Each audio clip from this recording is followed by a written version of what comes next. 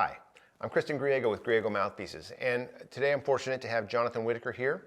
And I've been talking a lot about mouthpieces, and obviously because it's That's Griego Mouthpiece. Right. Anyway, this is probably the worst intro ever, but we're just going to get into this. We're going to roll with it, yeah.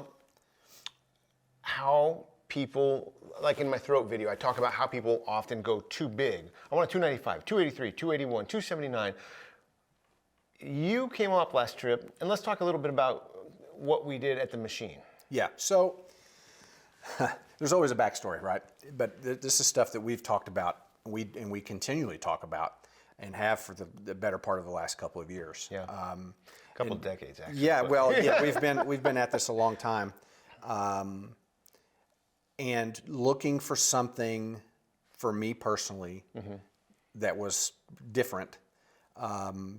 And for a lot of reasons, I remember specifically when I called you and when I reached out and why I reached out, but I was like, I really wanted to play something that with your name on the side of it for personal reasons, and also just knowing sort of what you're able to accomplish and the work that you've done throughout your career with all these other artists or whatever. And it's like, I hadn't found anything in your line at the time that was working for me at that time, but I was really committed to wanting to do that for a lot of reasons.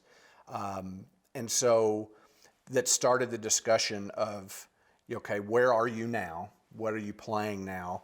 Let me send some things down for you to test and sort of get in the ballpark, the ecosystem and in the ballpark and kind of see.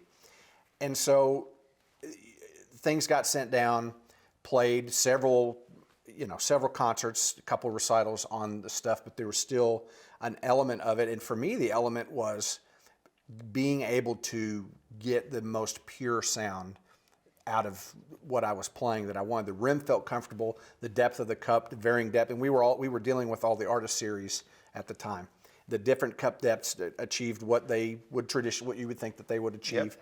But when I put the recorder up in my studio or in the concert hall, or have ears that I trust out, there was just always this concern or this talk about the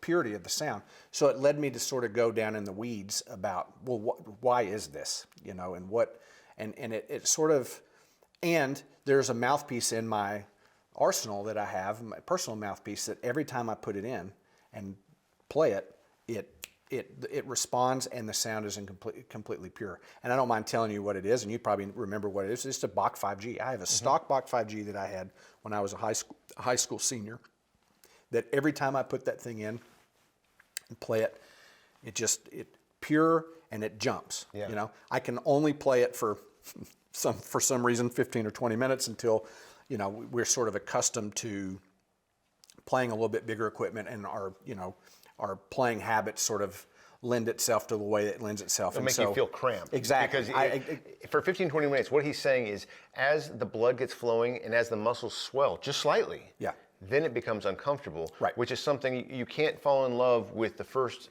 few minutes, because this changes. And that's why you have to be able to play an hour, hour and a half, and still feel good at the end. Right. And so it led me to it's like, what is it that makes this thing feel and sound the way it sounds right off the bat? And so going down the rabbit hole and looking at charts online and specs and on your website and other makers' websites or whatever, what I noticed is a consistent, huge discrepancy in the size of the throat between a Bach 5G and a Griego artist. Yeah, the artist series. It's 4,000 at that point. Yeah, yeah. And it sort of led me to, again, think historically about mouthpieces, and when I was in the late 80s, early 90s, and early 90s is sort of when I graduated high school and started undergrad. Did you have a mullet? Not as good as yours, but I had one. No, but it's like, in my just sort of recollection of all of this is that's about the time to where I become aware of what I would consider boutique mouthpiece makers, that's right. which Yeah. Griego would be considered in the way that I describe it, a boutique, meaning that it's not a Bach mouthpiece or a Yamaha mouthpiece coming out of a big factory. It's like a one owner, like it's a family owned sort of thing. And looking at the specs and knowing sort of the history of all those sort of things, the throats continue to get bigger and bigger and bigger and bigger in these mouthpieces over history, and to the point to where I feel like the market had gotten to a point to where people just expected that a tenor trombone mouthpiece has a 283 throat or 284 throat. Well, even like the way Starbucks has convinced the world that that's the way a cup of coffee is supposed to taste, and you're supposed to have 3 or 4 a day and pay $5 for it. Yeah. You know, and it's well, in the 90s, we were playing mouthpieces. Some people were playing mouthpieces that had 295 throats. Yeah. Which is borderline bass trombones. Yeah. Throats. Going through this in my head and discussing it with you and with other colleagues and friends, it's like maybe it makes sense that the reason that I can't get these sounds to be incredibly pure is the throat's too big. Just the stock throat is too big for me and the type of playing that I want to do. Now, you've also been the other way at 277 before. Yes. Yeah, exactly. And? It's been so long, I can't really remember. Yeah. I mean, where we have ended up now is very close to that. Yeah. And I think it's a really good balance. But the other thing that I had never even considered when I was doing this research and coming up here is another video that you did recently. I feel like those mouthpiece videos has sort of gone quite a little bit along with the same process that I've been going through with you, and staying in touch with you after in between visits or whatever. I had never considered the engagement to have the huge impact that it did. So the trip that you're alluding to over at the Mouthpiece shop with myself and you and Pete Ellefson, we just kept cranking mouthpieces out with slightest adjustments in the engagement and slightest adjustments in the throat as it relates to the engagement until we put one in and it just jumped. So when he's saying slight, I was moving at tenths of thousands, not thousands. I was moving out at the 4th decimal point. Yeah. And then not only was I doing that, for me, I always envision like the old kids, jumping on the, what do you call it, teeter-totter? Yeah, right. And I always see the kids going back and forth, and so I may adjust the throat a tenth of a thousandth, not 1/10, but a couple tenths one way, but at the same time, I'll adjust the engagement. And then until I can get it to be perfectly balanced. And balance is the key word. The balance between the cup depth and the rim diameter and the throat and the engagement and the lead pipe, frankly. I mean, that's something else that, in this unrelated to this, but that's something else that we have changed a little bit. That's the interface. For me, that's the interface. And when the interface is right with the shank and the engagement's right to the throat, to the person and the volume, then it's and the horn is no longer, now it's just music and sound. Right. And it jumps and it responds and everything is sort of where you expect it to be. And people always ask, when do you stop? I'm like, oh, I mean, you do. And you did. And we did. It was like, okay, this is it. We knew then, I have made a slight adjustment to that since then. And the two adjustments, the throat's the same, the engagement is the same on the mouthpiece. I've gone a rim size smaller and 2 cups shallower, just to sort of continue to try to dial in and again to find the balance between fluidity and flexibility of color and lyrical playing and up high, but also in core and resonance and response in the low register. And you're doing more solo work now. I do, yeah. I mean, than orchestral big. Yeah, probably the bulk of my playing my public playing anymore is concertos and solo recitals. I do some orchestral work, but even in the orchestra that we have in town where I live, I'm not. It's not a huge string section. I'm not a 90-piece orchestra. I'm really trying to not get this, and just trying to be smart about. Yes, this is what it says on the page. Play pretty, make good sounds. Make a good sound. I mean, this. I always tell people that what this means, right? Blow my fingers off. No. Yeah. What this means is rarely is it a decibel thing. It's don't play with that sound. And so it's too aggressive. Exactly. So I'm just trying to be really, really cautious and aware of, in that setting. And then when I sub with other orchestras and go around, I'm trying to be, a chameleon and just sort of fit in and sort of read the room and feel how all that's gonna work.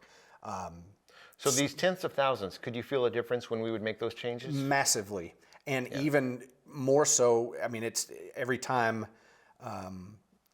A student will come in and will have an issue with it. But now that I have a handful of these at my disposal to be able to have them try. Yeah. You know, the engagement in the throat. And I have some students. I have a student right now that is playing a stock Artist 5E. Yeah. That doesn't have the new engagement or the new throat, and he sounds amazing. And he plays my 5E, which is the 5E is what we left here with in the year. I'm playing in the 6 series now, but he plays mine that has the modified numbers from that first trip. And it doesn't work for him at all. Well, and I made a couple of those, and they works fantastic with the 4047, and Enzo in Vienna Phil is playing that mouthpiece now. Yeah. I went 2 weeks later after your trip, and I took one with, and he plays it, and he goes, he was on a 5E, but with the 283 throat, and we tried with 279 with the new, and that's what the 5E is now that. Yeah.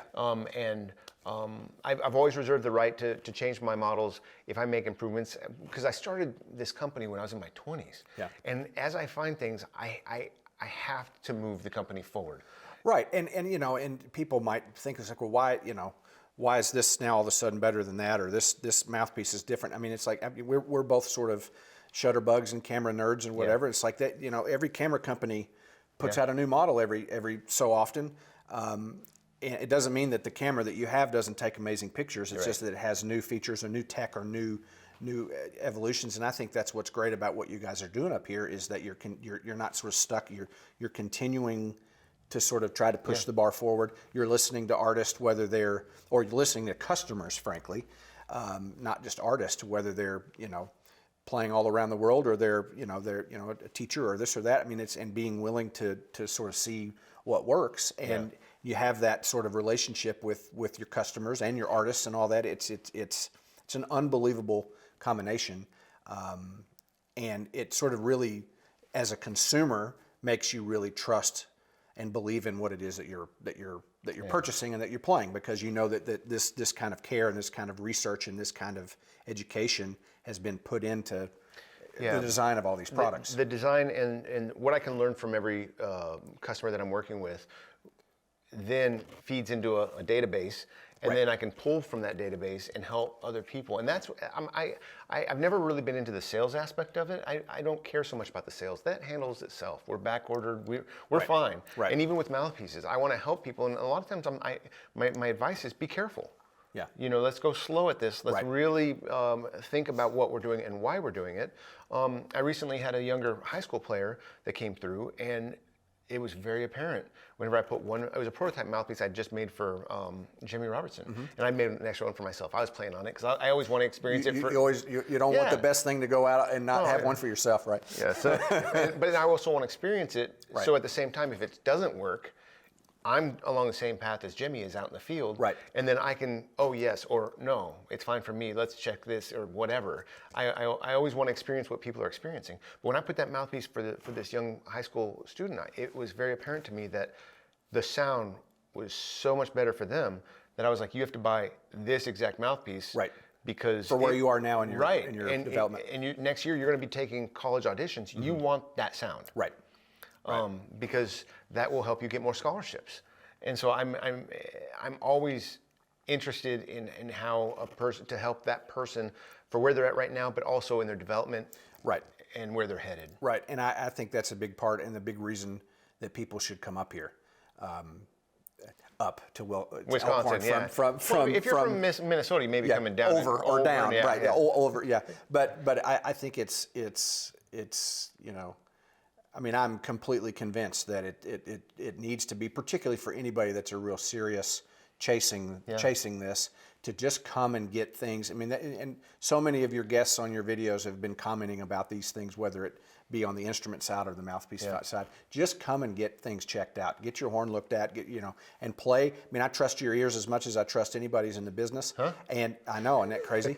I'm just saying that because the camera's on. But literally, I mean, I can say, how does this sound? What do you think? What do you hear? Tell me what you hear, even if I disagree with what you hear. I need to know, because you don't hear me very often. You know, you hear me once every year and a half or whatever.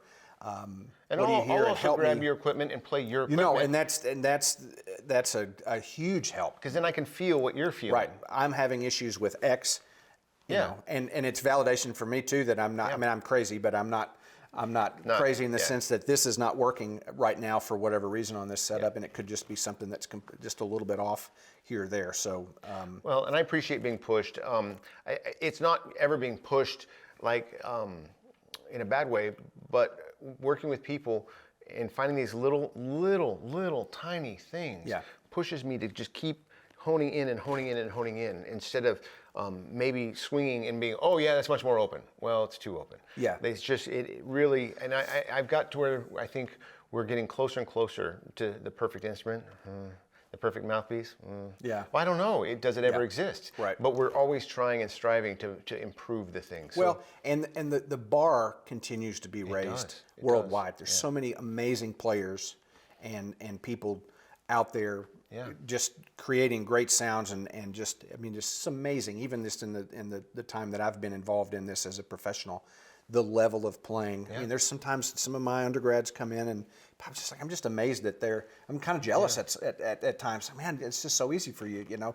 And it's because of our heroes that came before us that were also involved in making all of this and, you know, all of this work.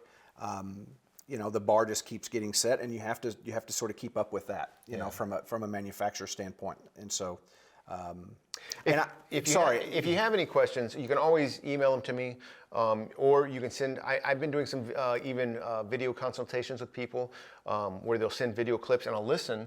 And generally, if I can see your face, see how you're interacting with your instrument, and hear your sound with a decent mic, not even the most expensive, but I can generally tell what we can improve upon and what we need to. Yeah. And I've had people from Europe, Norway. Next week, I think I'm doing one on the 19th. I'm always working with people all around the world. So don't be afraid to reach out to me. And if I can, I will help. Yeah.